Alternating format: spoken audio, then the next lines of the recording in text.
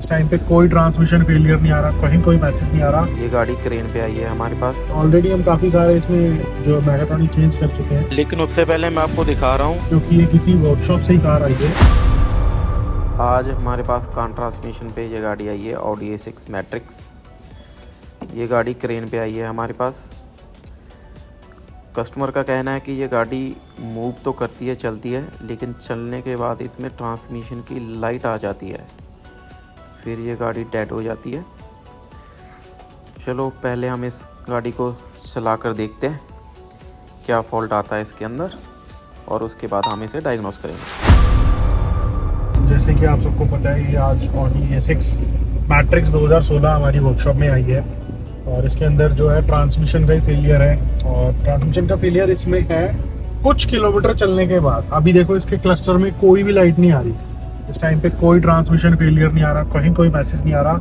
मैंने रिवर्स लगाया है, ये रिवर्स में मैंने पीछे करी है कार, बिल्कुल प्रॉपर रिवर्स, प्रॉपर ही इसके अंदर ड्राइव भी है। बट इसमें जो कंप्लेंट है मैट्रिक्स में वो है 5-7-10 किलोमीटर चलने के बाद इसमें जो प्रॉब्लम आती है। तो ऑलरेडी हम काफ़ी सारे इसमें जो मैकेट्रॉनिक चेंज कर चुके हैं। इसका सिर्फ टीसी यूनिट खराब होता है, बहुत कम है इसमें कि हाइड्रोलिक सिस्टम इसका जो वॉल बॉडी है वो खराब होती है। इसके अंदर सिर्फ जो खराब होता है वो होता है इसका TCM ट्रांसमिशन कंट्रोल मॉड्यूल।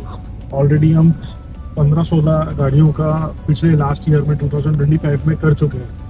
तो अभी ये जनवरी 26 है और कार हमारे पास आज आई है।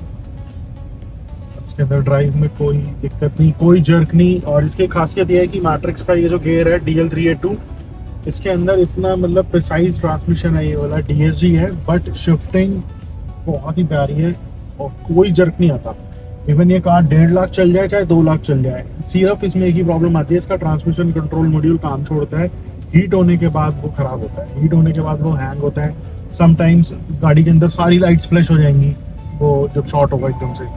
तो सारी लाइट फ्लैश होने के कारण ना ABS ESP वगैरह सारी क्लस्टर में लाइट्स आ जाती है। समटाइम्स वो सिर्फ लिखा आ जाएगा ट्रांसमिशन फेलियर, तो जिसमें तो ट्रांसमिशन फेलियर आ गया उसमें तो डायग्नोज आराम से हो जाता है। जिसमें नहीं आता ट्रांसमिशन फेलियर लिखा, उसमें तो पहले हमें भी दिक्कत होती थी कि पता नहीं क्या हो गया, क्या चीज़, कौन सा मॉड्यूल शॉर्ट हो गया जिसके कारण सारी लाइट्स ऑन हो गई और कार बीच सडन मतलब रुक गई है रोड पे। ये 2000 मैं बताऊँ 22 में पहला केस आया था मेरे पास, ये कोविड के बाद, जिसमें ऐसे ही सेम सिनेरियो था कि कस्टमर चला रहा है कार और एकदम सडनली ESP ABS ट्रैक्शन वगैरह सारी लाइट्स ऑन हो गई, चेक इंजन की लाइट आ गई, उसके बाद ट्रांसमिशन की लाइट D3 वगैरह सब सारी हैं, बिल्कुल प्रॉपर है। बट उसके बाद गाड़ी चलनी बंद हो गई, बिल्कुल न्यूट्रल हो गई। उसके बाद कस्टमर ने रोकी, बंद करी, स्टार्ट करी, फिर सही हो गई। उस टाइम पे नो कम्युनिकेशन जो है वो TCM के साथ ही सारे कंट्रोल यूनिट्स में आ रहा था, तो यानी डायग्नोज हो गया कि TCM ही खराब है। अब तो जो जितने भी फॉल्ट कोड आ रहे हैं सारे इसमें ऑक्सिलरी पंप के आ रहे हैं। जितनी भी मैट्रिक्स है मोस्टली ऑल ओवर इंडिया जो खुल रही हैं, रिपेयर हो रही हैं, सबके अंदर एक ही फॉल्ट है कॉमन, वो है ऑक्सिलरी पंप का।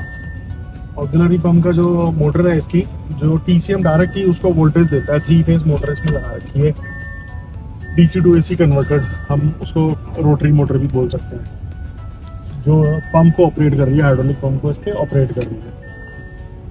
अब देखो मैं जैसे टेस्ट ड्राइव ले ही रहा हूँ, चला ही रहा हूँ, बिल्कुल प्रॉपर है। कोई आप इसको जितना मर्जी भगा लो, दौड़ा लो, कुछ भी कर लो, कोई प्रॉब्लम नहीं आएगी। प्रॉब्लम आएगी थोड़ी देर बाद जब ये TCM इसका पूरा हीट हो जाएगा। चाहे इसको आप मैनुअल शिफ्टिंग पे ले जाओ, कोई प्रॉब्लम नहीं होगी।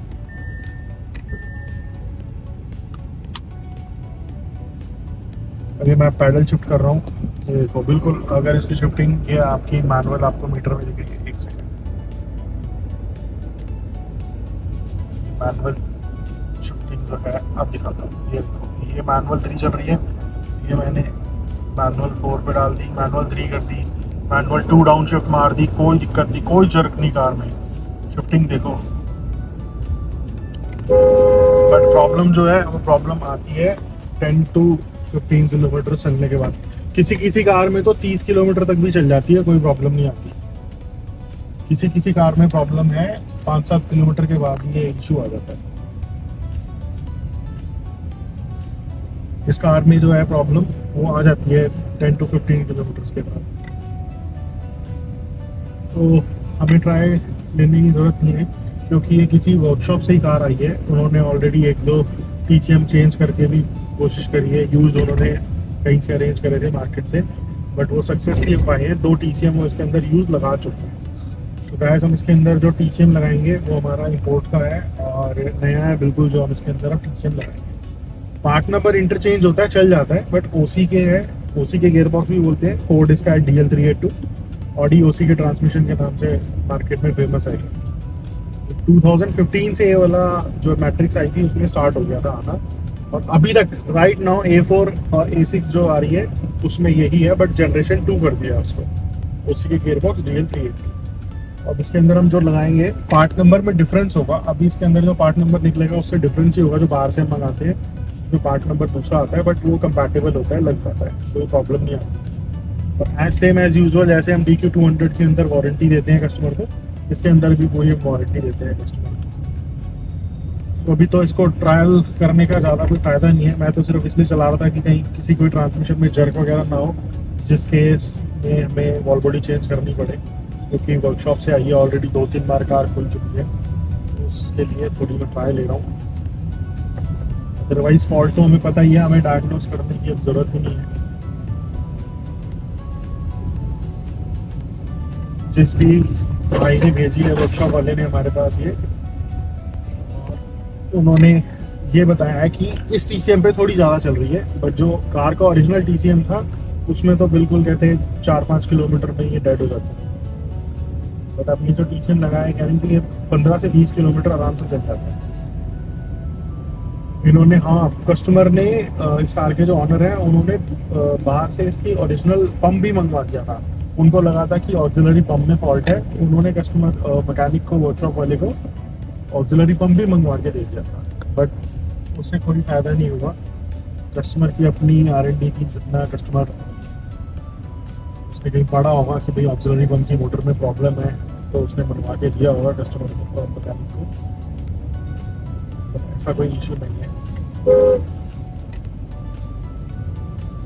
चलो दोस्तों, चलें वर्कशॉप की तरफ और खुलवाते हैं इसका मैकाट्रॉनिक, रिप्लेस करते हैं इसका सिर्फ TCM, जो कि 2 से 3 घंटे का टाइम लगता है इसके अंदर, विद सब कुछ कोडिंग प्रोग्रामिंग। शिफ्टिंग तो सारी मैंने देख ली, सारे गियर मैनुअली भी शिफ्ट करा के देख लिए मैंने, प्रॉपर है शिफ्टिंग, कोई जर्क नहीं है, बिल्कुल स्मूथ है।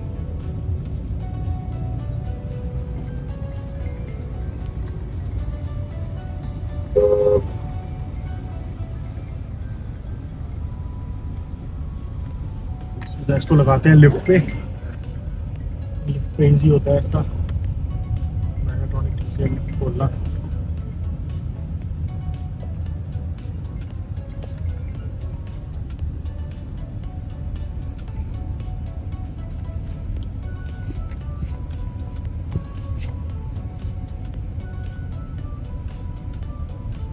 सीधा लिफ्ट पे लगा देते हैं इसको, है ना।